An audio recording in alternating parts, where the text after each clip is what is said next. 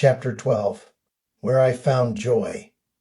The pleasures I've experienced throughout my life have evolved, much like my life itself. What delighted me as a child rarely brings me the same joy today, and yet each season has offered its own kind of beauty. Life has been a journey, and the things that once made me happy were stepping stones that led to a deeper understanding of what true joy really is. As a young boy, I found happiness in being noticed. If someone paid attention to me, that was enough. That sense of being seen, valued, it filled my small heart with contentment. In my teenage years, my pleasures became more adventurous. I found joy in the structure and camaraderie of scouting, the thrill of camping beneath open skies, and pheasant hunting with my dad. Sports became a passion, especially tennis and diving on the high school swim team. I loved the focus, the competition, the way the water made me feel both weightless and strong. As an adult, I was fortunate to experience pleasures many only dream of. I traveled through much of Europe and met fascinating people along the way.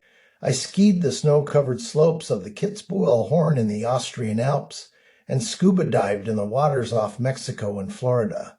I hunted lobsters, explored sunken ships, and drifted weightlessly beneath the sea's surface. I've been on many cruises, my favorite being a 2-week voyage across the Mediterranean. I fly fished the Sturgeon River in Michigan, only to be confronted by a snorting bull elk, clearly unhappy with my presence in his territory. I dined in some of the finest restaurants in the world and sipped champagne that costs more than I care to admit. As grateful as I am for those experiences, every thrill, every indulgence, none of them compared to the pleasure I find in the life I'm living today. I've come to understand that real joy doesn't come from getting what I want. It comes from helping others get what they need. I know that may sound like a cliche, but for me it's not. It's the truest thing I've ever known. I get to witness people broken by addiction, on the brink of despair, choose life again. I've seen men and women rise out of hopelessness, find sobriety, get a job, believe in themselves again. And to know I've played even a small part in that journey, there is simply no greater joy.